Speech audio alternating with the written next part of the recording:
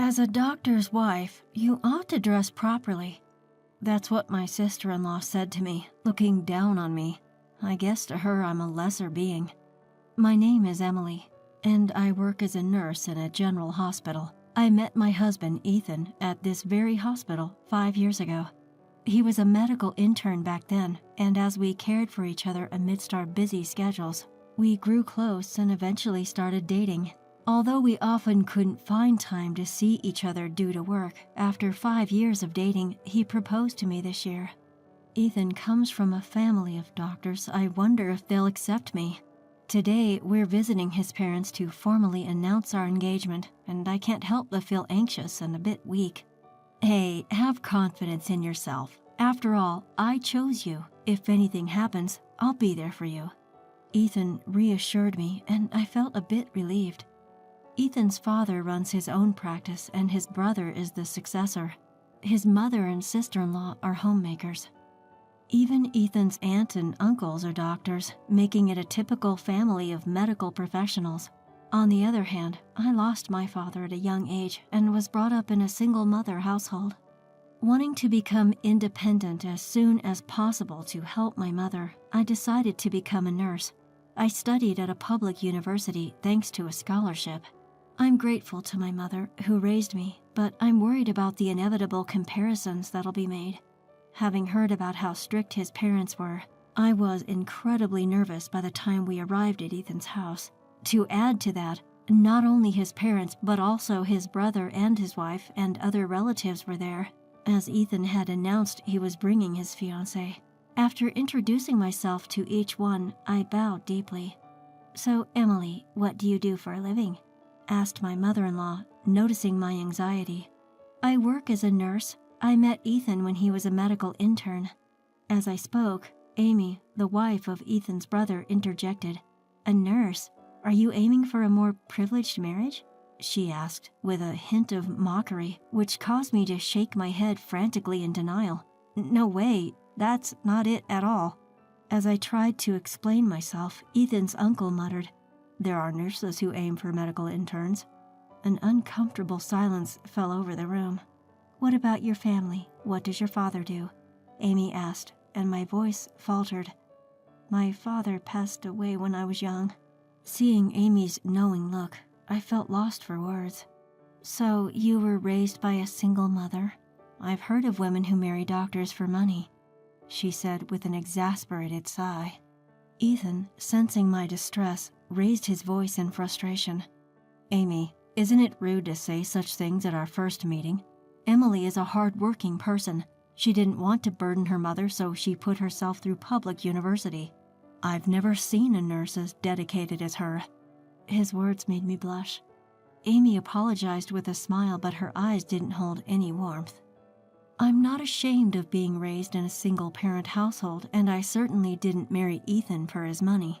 But feeling unable to stand up for myself, I was on the verge of tears. Then Ethan's quiet father spoke. "It's impressive that you made it to a public university. Our sons weren't the sharpest tools in the shed. Well, we basically bought their way in with money." He said it with a straight face, but it was clear that this was his father-in-law's idea of a joke. Ethan and his brother-in-law had always been top performers since their school days. "You know, neither my brother nor I have fully grown up yet." With this exchange between the father-in-law and Ethan, the tense atmosphere loosened. Speaking of not growing up, Amy, Ethan's sister-in-law, seemed to be stuck in her parents' shadow. The brother-in-law shot a quick glance at Amy and made a sharp comment. Amy apparently graduated from a prestigious all-girls school. It's a school where, even without much academic achievement, one could enroll if they had enough money. She came from a wealthy family, and her marriage to the brother-in-law was arranged, it seems. His comment must have rubbed her the wrong way. Amy glared at the brother-in-law. "Don't be rude. By lineage, I outrank you. Don't compare me with a child from a single-mother household." She then turned her harsh stare towards me. I had heard from Ethan that the brother-in-law and Amy didn't have the best relationship. Amy's high and mighty attitude apparently irked the brother-in-law. What's more, for some reason, Amy had suspicions about her husband's fidelity and would throw fits. She suspected that one of the administrative staff at the clinic might be his mistress and kept blaming the brother-in-law. The clinic where the father-in-law is the director isn't that big. There are only about 3 administrative staff. Though all 3 of them are young and attractive, Ethan insists that his brother wouldn't be foolish enough to get involved with an employee. Apparently, she misinterpreted some business emails between him and the staff. I never expected to witness a marital spat upon first meeting them. While I was feeling flustered, my mother-in-law stepped in to help. "Stop it. Arguing like this is unsightly." Chastened by their mother-in-law, the brother-in-law and Amy quieted down. Turning to me, the mother-in-law spoke softly. "There will be times when you face harsh words from those around you. Emily, are you prepared to marry into a family of doctors?" Faced with her question, I nodded firmly. There had been plenty of times when I was envied by senior nurses after starting to date Ethan. Ethan also experienced teasing from his colleagues about dating a nurse. Despite it all, we didn't lose heart, and our bond deepened. All I can think about is marrying Emily. I hope you can all watch over us. No one objected, and they congratulated our upcoming marriage. Considering how strict his parents are, I expected them to object. But contrary to my expectations, both the father-in-law and the mother-in-law kindly accepted us. The only one who seemed unsatisfied was Amy, which concerned me.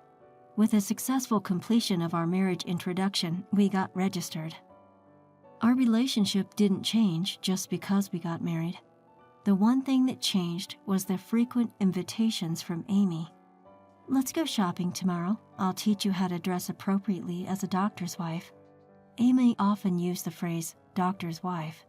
I was initially surprised at her invitation to go shopping, especially after her condescending attitude at our first meeting. But observing her, it seemed like she wanted to assert her dominance over me.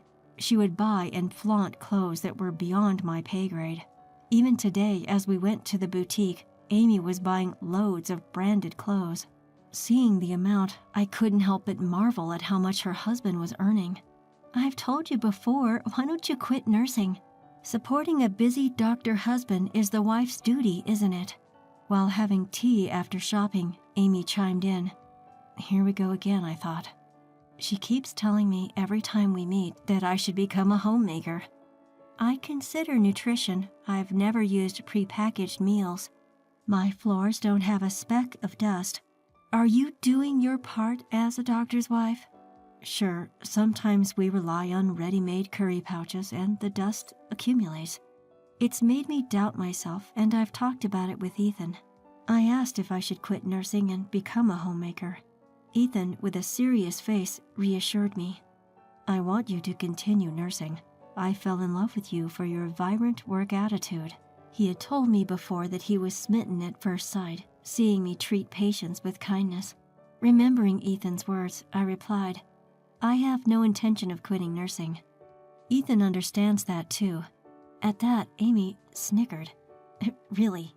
I'm sure a low-bred woman like you will be cheated on soon enough. You're only good for your brains after all." Amy suddenly started to look down on me. I won't stand her belittling my household. I lost my temper and gave her a piece of my mind. "So your only claim to fame is that you come from a rich family, right?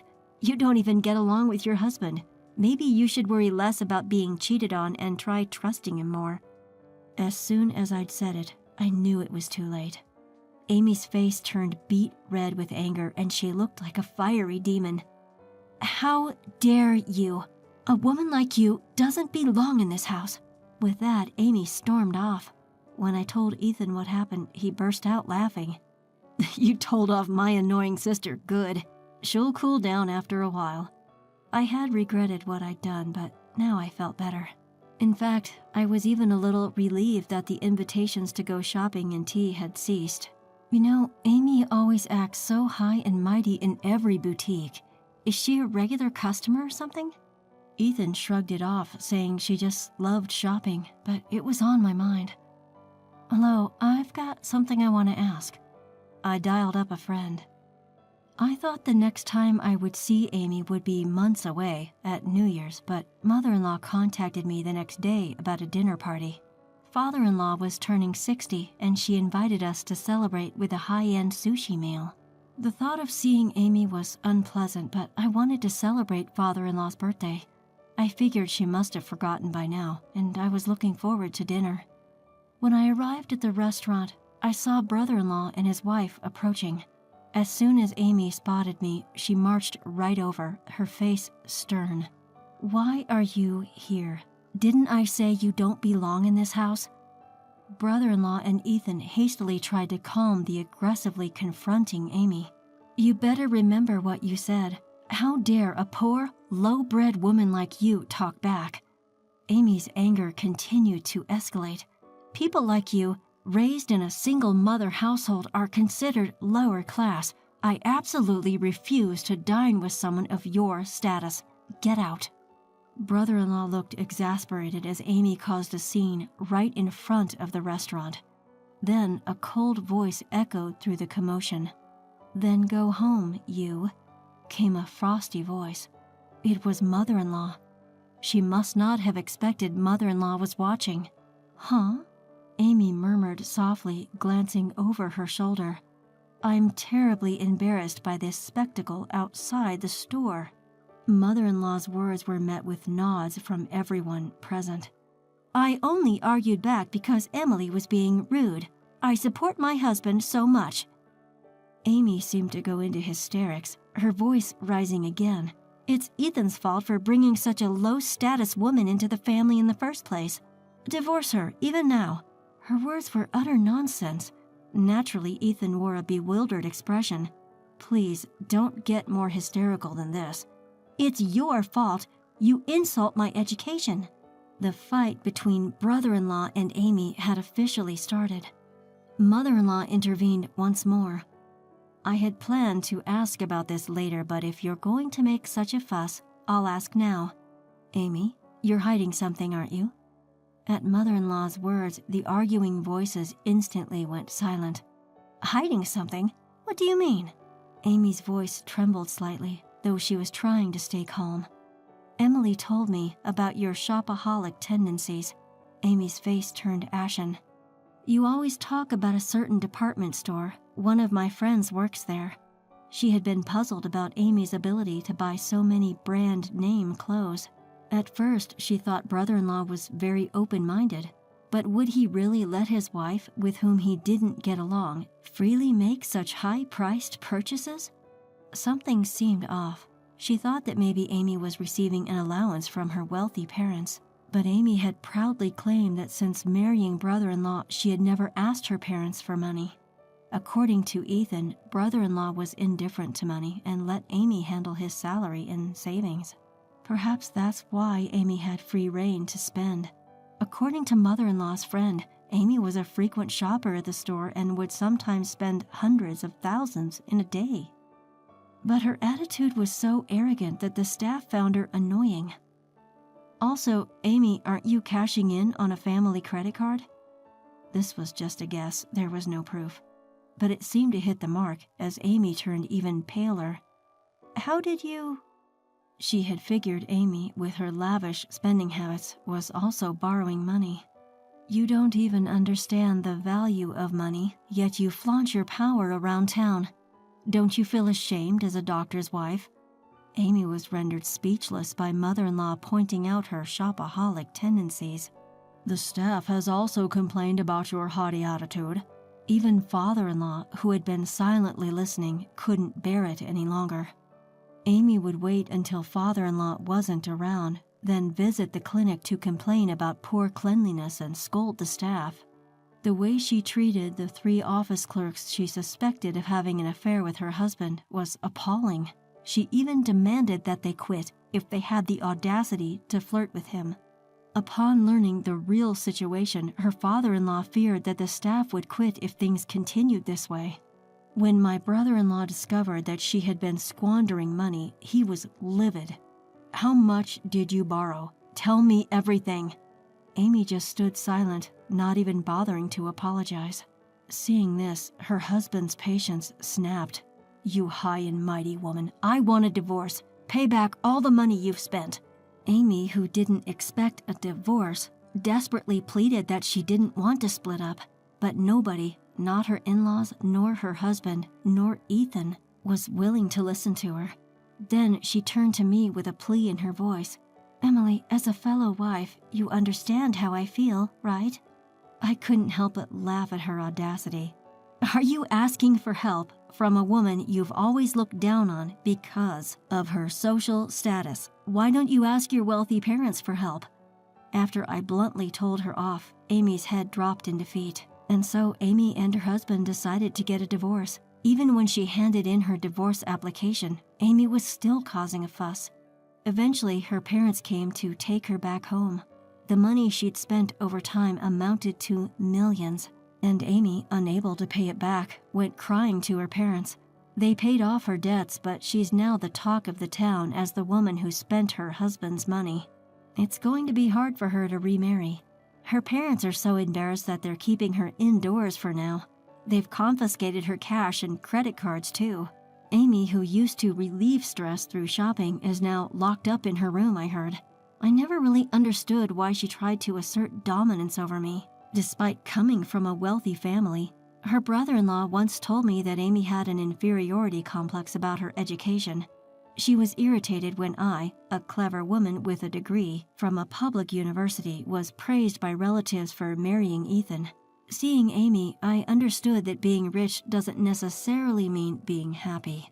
Then I had a question for my mother-in-law. "Why did you allow me to marry into your family? I thought marrying into a doctor's family required a good family background." Upon my hesitant question, my mother-in-law answered with a smile. "Actually, I also married your father-in-law, a medical intern back then, when I was a nurse, before our children were born." She said she had faced a lot of opposition to her marriage from her family because she was a nurse. She didn't want her sons to experience the same hardships, so she arranged a marriage for her eldest son with a girl from a good family. However, her eldest son, who married Amy, didn't seem happy at all. He looked more like he was tired of married life. That's why she wanted her second son to be with the person he loved and was willing to approve it from the beginning. It was a surprise when my second son brought home a nurse. It seems blood doesn't lie, huh? My mother-in-law and I shared a chuckle. From then on, I worked as a nurse in my father-in-law's clinic. I guess he hired me because he liked the strength I showed by not letting Amy's nasty comments get to me. My salary is higher than before, and working close to my beloved family makes me feel really blessed.